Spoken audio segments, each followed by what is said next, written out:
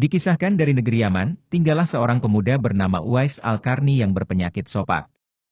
Karena penyakit itu tubuhnya menjadi tidak sedap dipandang, walaupun cacat tapi ia adalah pemuda yang saleh dan sangat berbakti kepada ibunya, seorang perempuan wanita tua yang lumpuh. Uwais senantiasa merawat dan memenuhi semua permintaan ibunya. Hanya satu permintaan yang sulit ia kabulkan. Uwais merasa sangat sedih sekali setiap kali melihat saudaranya dan kerabatnya serta tetangganya yang telah kembali setelah pergi menemui Nabi Muhammad SAW. Uwais belum pernah menemui beliau padahal dirinya sangat ingin bertemu. Karena di saat yang sama ibunya tidak bisa ia tinggalkan, saking cintanya kepada Nabi Muhammad SAW, ketika ia mendengar ada yang melempari Rasulullah SAW hingga membuat giginya patah, Uwais turut mematahkan giginya dengan batu hingga patah. Hal ini Uwais lakukan sebagai bentuk kecintaannya yang mendalam kepada Nabi Muhammad SAW yang bahkan belum pernah ia temui itu.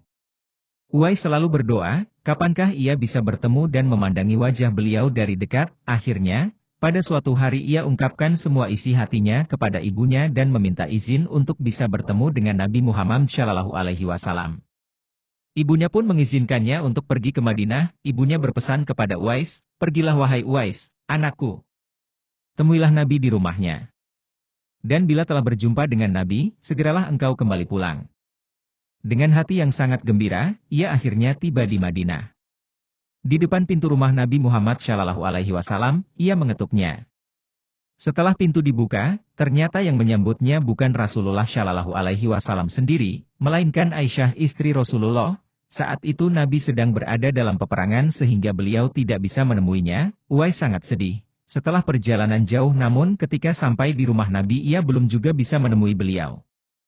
Ia ingin sekali menunggu Nabi pulang dari medan perang, namun ia teringat dengan pesan ibunya yang menyuruhnya segera pulang ketika sudah bertemu beliau. Dengan berat hati, akhirnya Uwais memilih untuk mematuhi ibunya dan kembali pulang tanpa pernah bertemu dengan Nabi Muhammad SAW. Ketika Nabi Muhammad SAW pulang dari pertempuran, beliau menanyakan kepada Aisyah radhiyallahu anha tentang orang yang mencarinya dan ia pun menceritakannya kepada Nabi. Aisyah radhiyallahu anha menjelaskan bahwa ada seorang pemuda dari Yaman yang datang ingin berjumpa dengan Rasulullah SAW.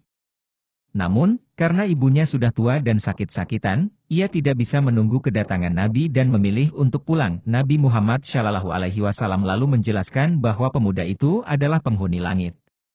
Beliau juga menceritakan kepada para sahabat, kalau kalian ingin berjumpa dengan dia, perhatikanlah ia mempunyai tanda putih di tengah telapak tangannya. Beliau juga menyarankan untuk meminta doa dan istighfar darinya, sebab ia adalah penghuni langit dan bukan penduduk bumi. Bertahun-tahun kemudian, Khalifah Umar ingat dengan sabda Nabi SAW tentang pemuda yang terkenal di langit. Sejak saat itu, Umar selalu mencari kehadirannya dalam rombongan Khalifah yang datang dari Yaman. Hingga suatu saat ia benar-benar bertemu dengan pemuda tersebut, Khalifah Umar dan Ali datang ke perkemahan Uwais dan datang menemuinya. Keduanya lalu membuktikan perkataan Nabi SAW tentang tanda di telapak tangan Uwais.